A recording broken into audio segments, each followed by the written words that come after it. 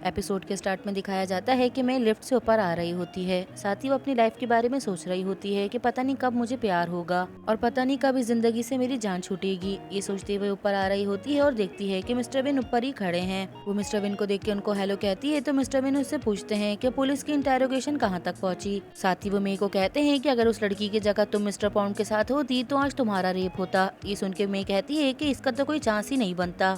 मे के ये कहने के बाद ये दोनों खड़े हुए एक दूसरे को देख रहे होते हैं। इतने में कैनियोप आती है। कैनियोप उनको बताती है कि मैं हिस्ट्री की सारी बुक्स ले आई हूँ। ये सुन के मैं बहुत ज्यादा शॉक्ड हो जाती है क्योंकि मेरे को यही डर होता है कि कहीं हिस्ट्री की बुक से मेरे राज ना खुल जाएं। मैं इन बुक को देख के बहुत डर रही होती है तो फौरन इन पे कपड़ा डाल देती है और कैनियोप को कहती है कि इस काम को मैं देख लेती हूँ। जिसपे कैनियोप उसको मना कर देती है तो मैं उसको कहती है कि चलो मैं तुम्हारी हेल्प कर देती हूँ। जिसपे कैनियोप उसको कहती है कि तुम बहुत अच्छी हो और हमेशा से मेरी हेल्प करती हो। मिस्टर विन मे को इस तरह करते हुए देख रहे होते हैं और उन्हें काफी हैरत होती है। दूसरी तरफ मे इन बुक्स को लेकर अकेले बैठ जाती है और उन हिस्ट्री की बुक्स को देख रही होती है और जिस बुक के पर्चे पे उसका जिक्र होता है तो वो उस पर्चे को फाड़ देती है और उसको मशीन में डाल देती है क्योंकि काफी सारी बुक्स ऐसी होती हैं जिनमें मे का जिक्र होता है तो वो सारी बुक्स के पर्चों को निकाल देती है। वो अपनी खड़ी हुई बुक्स का काम कर ही रही होती है कि इतने में टोय उसके पास आता है। वो उसको आवाज देता है तो मे डर जाती है। टोय मे से कहता है कि मुझे तुमसे कुछ बात करनी है, क्या तुम अकेले में आ सकती हो। फिर टोय जबरदस्ती मे का हाथ पकड़ के उसे स्टाफ रूम में लेकर आता है और कहता है कि मुझे मिस्टर पॉन्ड के बारे में तुमसे पूछना है क्योंकि कल रात तुम उनके साथ थी, तो क्या कल उन्होंने तुम्हारे साथ कोई बदतमीजी करने की कोशिश की। जिसपे मे कहती है कि नहीं, ऐसा कुछ भी नहीं है, बल्कि वो तो बहुत सिंपल और हॉट गाय हैं। मे की ये बात सुन के टोय हैरान होता है और उससे पूछता है कि अच्छा वो कितनी % हॉट हैं। उसकी ये बात सुन के मे कहती है क्या तुम मुझे नर्वस करने की कोशिश कर रहे हो। इतने में वहाँ पे टोड आ जाता है। इतने में ओबे आके डेस्क पे बैठ जाता है। पैट को छींक आती है जिसकी वजह से उसके हाथ से कॉफी गिर जाती है और वो मे की तरफ आ रही होती है लेकिन मे साइड में हो जाती है जिसकी वजह से वो ओबे की तरफ चली जाती है और उसका हाथ जल जाता है जिसकी वजह से वो काफी जोर से चिल्ला रहा होता है कि ये बहुत गर्म है। साथ ही मे को कह रहा होता है कि तुम साइड में क्यों हुई, लेकिन मे और टोई को इस चीज से कोई भी फर्क नहीं पड़ता। ये दोनों खड़े हुए एक दूसरे को देख रहे होते हैं। पैट फौरन आता है और ओबे से माफी मांगने लगता है जिसपे ओबे कहता है कि हर बार तुम ऐसा ही करते हो, अब तुम जाओ यहाँ से। इतने में मे का दिखाया जाता है उसके फेस पर भी कॉफी आई होती है जिसपे टोई उसको कहता है कि तुम्हें अपने फेस पे कोई गर्म चीज फील नहीं हो रही। उसकी बात सुन के मे हैरान होती है और अपने फेस पे हाथ लगाती है तो उसको पता चलता है कि उसके फेस पर भी कॉफी आई है और वो फौरन साफ कर देती है। लेकिन ये चीज टोई को बहुत ज्यादा परेशान करती है और ये सीन होते हुए फौरन बचपन का सीन सोचने लग जाता है जब उसने एक बच्चे की जान बचाई थी और वो खुद ट्रेन के आगे आ गई थी। सोचने वाली बात ये है ट्रेन के आगे आने के बाद वो बच कैसे सकती है। फिर टोय मे से पूछ ही लेता है कि वो तुम ही थी ना जिसने उस बच्चे की जान बचाई थी।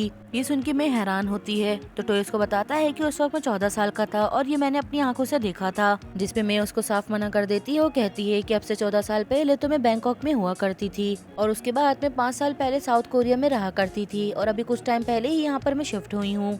मे की बातें सुन के टोई समझ जाता है कि ये झूठ बोल रही है। मे भी उससे जल्द से जल्द जान छुटवाती है और वहाँ से निकल जाती है और टोई खड़ा हुआ इसको देख रहा होता है और यही सोच रहा होता है कि ये जो बोल रही है क्या ये सच है या झूठ है। दूसरी तरफ हमें कैंटीन का सीन दिखाया जाता है। ये लोग सब बैठ के लंच कर रहे होते हैं। मे थोड़ा टेंशन में होने की वजह से बहुत ज्यादा खा रही होती है और उसको खाते हुए जेली देख रही होती है और उसको खाता देख के उसको इतनी टेंशन होती है कि वो अपने खाने को रोक देती है और उसको कहती है कि नो मैटर कि तुम जितना भी खा लो लेकिन तुम मोटी नहीं होती और इस चीज में मैं तुमसे बहुत ज्यादा जेलस हूँ। लेकिन मैं उसकी बात का कोई जवाब नहीं देती तो उससे पूछती है कि अच्छा तुम्हारे हस्बैंड वाले मिशन का क्या हुआ, क्या कोई तुम्हें पसंद आया या किसी को देख के तुम्हारा दिल धड़का। जिसपे मैं उसको कहती है कि लेकिन अभी तो पूरा साल पड़ा हुआ है, मैं अपने लिए ढूंढ लूंगी। जिसपे जेली कहती है कि तुम तो बहुत बोरिंग हो। उसको कहती है कि मैं तो अपने ड्रीम गाय का इंतजार कर रही हूँ कि वो मुझ तक कब तक पहुँचेगा। और ये बात कहते हुए वो ओबे से टेक लगा लेती है। ओबे उसको देख के बहुत मुस्कुराता है और कहता है तुम तो अपने ड्रीम गाय से मिल चुकी हो। ये सुन के उसको बहुत बुरा लगता है। पहले ओबे कैनियोप पे लाइन मारने की कोशिश करता है लेकिन जब कैनियोप से बात नहीं बनती तो वो जेली को फंसाना शुरू कर देता है लेकिन जेली उसको जरा से भी इम्पोर्टेंस नहीं देती और वो उठ के यहाँ से चली जाती है। नेक्स्ट हमें दिखाया जाता है मे और टोय लिफ्ट में खड़े होते हैं कि अचानक से लिफ्ट खुलती है और लोग उसमें से निकलने की कोशिश करते हैं जिसकी वजह से वो टोय को थोड़ा सा पुश करते हैं तो टोय मे की तरफ आ जाता है और उसके गाल पे किस कर देता है। इस चीज से ये दोनों एक दूसरे को देखने लग जाते हैं लेकिन उसके बाद ये दोनों काफी ज्यादा एम्बेरस होते हैं और ये दोनों ही जल्दी से लिफ्ट खुलने का इंतजार कर रहे होते हैं। जैसे लिफ्ट खुलता है तो पैट सामने ही खड़ा होता है। जैसे ही दोनों लिफ्ट से बाहर आते हैं तो पैट मे को कहता है कि मेरा काम खत्म हो गया है, चलो अब हम दोनों घर चलते हैं। ये बात सुन के टोय बहुत हैरान होता है और उससे पूछता है क्या तुम लोग एक साथ रहते हो। ये सुन के मे फौरन परेशान होती है और उसको फौरन ही एक्सप्लेन कर देती है और कहती है कि नहीं, हम लोग एक साथ नहीं रहते बल्कि हम लोग नेबर्स हैं। ये सुन के टोय उन दोनों से पूछता है कि अच्छा तुम लोग कब से नेबर्स हो। जिसपे पैट उनको कहता है कि ये बात तो हमें याद नहीं, लेकिन बचपन से हम लोग एक दूसरे को जानते हैं। उसकी बात सुनते ही मे को अचानक से ठसका लगता है। ये देख के पैट बहुत हैरान होता है और कहता है कि फर्स्ट टाइम मैंने तुम्हें खांसते हुए देखा है। और ये बात टोई को और भी ज्यादा परेशान करती है और वो कहता है कि फर्स्ट टाइम तुमने इस तरह से देखा है।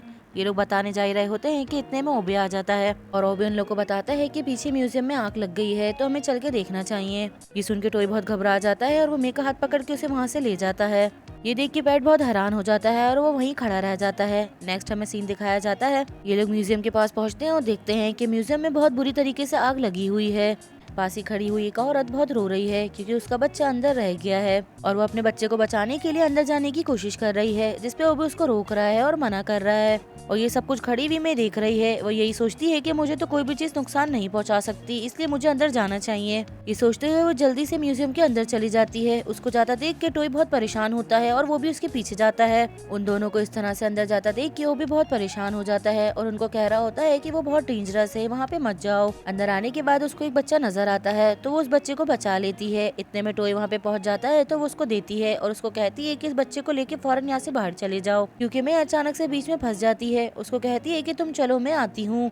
जिसपे टोई इस बच्चे को लेके वहाँ से बाहर चला जाता है। मेन डोर की तरफ कुछ सामान गिर जाता है जिसकी वजह से मेन डोर क्लोज हो जाता है। फिर वो कहीं और रास्ता निकालती है बाहर निकलने के लिए। दूसरी तरफ उसके ऑफिस के एम्प्लॉयज उसका बाहर आने का इंतजार कर रहे होते हैं कि अचानक से म्यूजियम के अंदर एक बहुत बड़ा धमाका होता है। इसकी वजह से ये लोग सब बहुत डर जाते हैं, स्पेशली टोई, और ये लोग सब मे को आवाजें देने लगते हैं। टोई अंदर जाने की कोशिश कर रहा होता है तो वो काफी आगे पहुँच जाता है कि इतने में मे आती है और वो पूछती है कि तुम मुझे आवाजें क्यों दे रहे हो। उसको पीछे से आता देख के टोई बहुत हैरान होता है और ये दोनों एक दूसरे को देख रहे होते हैं क्योंकि इस चीज की भी काफी खुशी होती है कि इन दोनों की जान बच गई। इतने वहाँ पे डॉक्टर की टीम पहुँचती है और जो भी इंसान जला होता है तो वो उन लोग के लिए दवा लगाती है। जब वो मे को देखती है तो कहती है कि आप तो बहुत लकी हैं कि आपको कोई भी नुकसान नहीं हुआ। ये सुन के टोई बहुत हैरान होता है और यही सोचता है कि मैं तो सिर्फ थोड़ी देर अंदर रहा हूँ, जबकि मेरे हाथ वगैरह इस वजह से जल चुके हैं और मेरे को कुछ भी नहीं हुआ। इतने में जेली की नजर पड़ती है और कहती है कि हमारे बॉस भी यहाँ पर आ गए हैं। मिस्टर विन जिस तरह से चलते हुए आ रहे होते हैं वो काफी हैंडसम लग रहे होते हैं। उनको देख के भी जेली काफी हैरान होती है, साथ ही मे भी उनको देख रही होती है। फिर वो मे के पास आके खड़े होते हैं और मे को कहते हैं कि तुम अपने आप को हमेशा प्रॉब्लम्स में डाल देती हो। जिसमें मे कहती है कि मैं बिल्कुल ठीक हूँ। साथ ही वो सबसे पूछते हैं कि तुम लोग ठीक हो, जिसपे सब कहते हैं कि हम ठीक हैं। जिसपे जेली मे को कहती है मुझे ऐसा लगता है कि तुम्हें डॉक्टर को दिखा देना चाहिए। जिसपे मे कहती है कि मैं बिल्कुल ठीक हूँ। फिर वो खड़ी होती है और खुद को दिखाने लगती है और कहती है कि देख लो, मैं बिल्कुल ठीक हूँ। इतने में मिस्टर विन की नजर उसकी शर्ट पे पड़ती है जो कि साइड से फटी होती है। ये देख के फौरन अपना कोट उतारते हैं और मे को पहना देते हैं। ये देख के मे बहुत टच्ड होती है और टोई भी खड़ा हुआ ये देख रहा होता है तो वो काफी जेलस होता है और फौरन अपना मुंह उन लोग की तरफ से हटा लेता है। टोई को देख के ऐसा लग रहा होता है कि वो भी मे के लिए कुछ फील करने लगा है।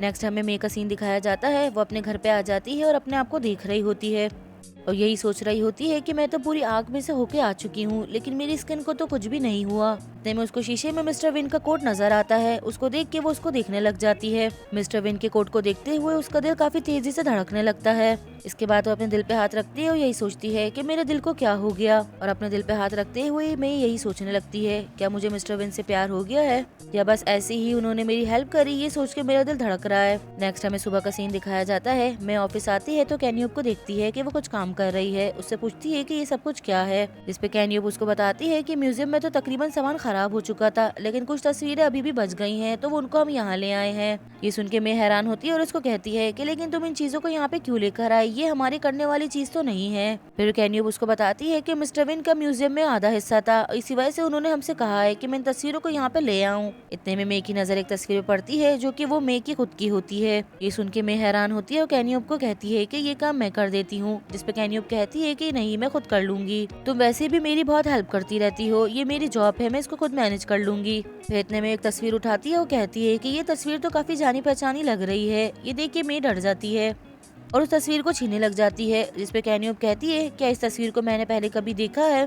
जिसपे मैं उसको मना करती है और कहती है कि तुम्हें गलतफहमी हुई होगी। इतने में वहाँ पे पेन आ जाता है। मैं पेन को इशारा कर देती है तो पेन आगे आ जाता है और वो कैन्यूब को कहता है कि इन तस्वीरों को मैं देख लेता हूँ। क्योंकि कैन्यूब को यंग लड़के बहुत पसंद होते हैं तो वो उसको मना नहीं करती और कहती है कि चलो तुम कर लो। नेक्स्ट हमें टेरेस का सीन दिखाया जाता है। टोई टेरेस पे खड़ा होता है कि इतने में मैं वहाँ पर आती है। उसको देख के कहता है कि तुम यहाँ पर आ गई। साथ ही अपनी जेब से बबल टी के कूपन निकालता है और मेरे को देता है। जिसपे मैं उससे पूछती है कि ये क्या है। दूसरी तरफ हमें उबी का दिखाया जाता है है वो अपनी दराज में बबल टी के कूपन ढूंढ रहा होता है और कहता है कि इसको मैंने यहीं रखे थे और मैंने पूरे 5 कूपन कलेक्ट कर लिए थे, लेकिन अब उनमें से एक भी नहीं मिल रहा। दूसरी तरफ टोई मे को बताता है कि इस चीज से मैं तुम्हारा शुक्रिया अदा करना चाहता हूँ, तुमने मेरे कामों में मेरी बहुत हेल्प करी है, उस सब के लिए थैंक यू।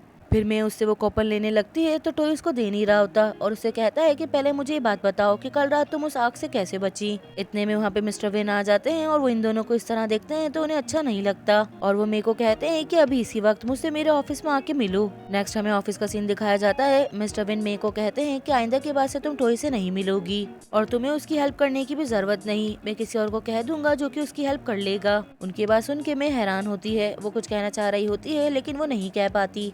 फिर वो मे को एक्सक्यूज देते हैं और उसको बताते हैं कि टोई के अंदर बिल्कुल भी सब्र नहीं है और वो बिना सोचे समझे हर काम कर देता है, इसी वजह से वो अपने इर्द गिर्द लोगों को डेंजर में डाल देता है और मैं नहीं चाहता कि तुम्हारी लाइफ इस तरह से डिस्टर्ब हो। उनकी बात सुन के मैं हैरान होती है। साथ ही उसको कहते हैं कि मैं नहीं चाहता कि तुम उसके करीब हो क्योंकि मुझे इस पे कोई भरोसा नहीं है। साथ ही मे को कहते हैं कि अब तुम यहाँ से जा सकती हो। नेक्स्ट हमें दिखाया जाता है जेली अचानक से रात में मे के घर पे आती है। मे के पूछने पे बताती है कि मुझे एक अर्जेंट टास्क मिला है इसलिए मुझे यहाँ पर आना पड़ा और इसमें तुम भी इन्वॉल्व हो। इतने में मे की नजर उन तस्वीरों पे पड़ती है। ये देख के वो जेली को अंदर बुला लेती है। जेली सारा सामान रखती है और उससे पूछती है ये जो हिस्ट्री में औरत है ये तुमसे मिलती है, अब तुम मुझे बताओ कि तुम कौन हो, क्योंकि तुम आग में सरवाइव कर गई और तुम्हें कुछ भी नहीं हुआ। इससे पहले मैंने तुम्हें स्टेबलर चुबाया, तुम्हें वो भी फील नहीं हुआ और इस दिन तुम्हें मैंने जलता हुआ स्पून भी लगाया था, तुम्हें वो भी फील नहीं हुआ, तो जरूर कुछ न कुछ गड़बड़ है। जिसपे मैं उसको कहती है कि ये सब कुछ तुम क्या कह रही हो, मुझे तो कुछ भी समझ में नहीं आ रहा, तो अब मुझे तुम बताओ कि तुम आखिर हो कौन।